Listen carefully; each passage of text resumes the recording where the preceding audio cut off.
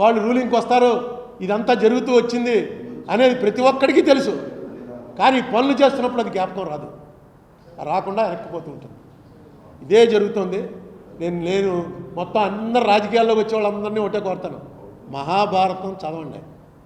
మొత్తం ఇప్పుడు రాజకీయం అంతా అప్పుడు ఉంది. నేను కూడా చదవాలా. నేను కూడా వీళ్ళు పాండవులు కౌరవులు కురుక్షేత్రం క్లోజ్ అయిపోవడంతో అయిపోయింది అనుకుంటాం. తర్వాతే ఉంది అసలు కథ అంతా. ఆ తర్వాతే అన్నీ రాసుకుని వచ్చారు, ఎలా ఎలా ఎప్పుడెప్పుడు ఏమేం జరిగింది, ఎందుకు అలా జరిగింది మొత్తం రాసుకుంటూ వచ్చారు. ఒకసారి ఎప్పుడైనా భారతం టైం ఉంటే చదవండి. నేను ముసలాన్ని అయిపోయాక మొదలెట్టాను అనుకోండి, చాలా ఇంట్రెస్టింగ్. ఈవేళ జరుగుతున్నది కూడా సేమ్ అదే. నేను చంద్రబాబు నాయుడు గారిని రిక్వెస్ట్ చేసేది, ఎందుకంటే నేను నా బయోగ్రఫీ ఆటోబయోగ్రఫీ రాసుకుంటున్నాను, ఇతర నా కోసం అనుకోండి. ఆ రాసుకున్న దాంట్లో చంద్రబాబు నాయుడు గారికి దాదాపుగా 30-40 పేజీలు రాస్తాను. ఆయన పర్సనల్గా కూడా కలిశాను కాబట్టి, అందుకే రామోజీరావు గారిని కలుద్దామని ప్రయత్నించి విఫలమయ్యాను. పర్సనల్గా కలిశాను కాబట్టి రాస్తాను. రాసే దాంట్లో నేను ఆరోపణలు చేయగలను, కానీ మీరు తప్పు చేశారని దానికి ఆధారం ఇది అనడానికి ఆధారం లేదు. ఇందులో మాత్రం దొరికారు. ఇది ఎందుకు తప్పు చేశారో ఇలాంటి తప్పులు ఇంక రిపీట్ అవనివ్వకండి. రేపు 11వ తారీఖున మా దాంట్లో కూడా మీరు మీ ఇమీడియట్ మీ అడ్వకేట్స్ మీ కౌన్సిల్ని ఆదేశించండి. కరెక్ట్ ఏది న్యాయం ఏది ధర్మం అది ఎఫిడేవిట్ చేయండి. ఇక్కడ మళ్ళీ మీరు అభిమానం దాని ఏమంటారు ఇచ్చిపుచ్చుకోవడాలు, నేను నాకు వాళ్ళు ఉపకారం చేశారు కాబట్టి నేను వీళ్ళకి ఉపకారం చేయాలి, అవి రానికండి.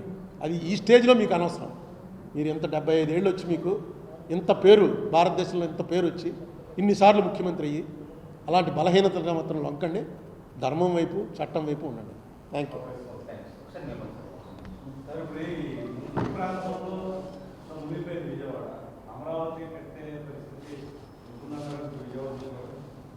ఇవన్నీ మామూలేనండి. అమరావతి గురించి నేను అనేక సార్లు మాట్లాడాను.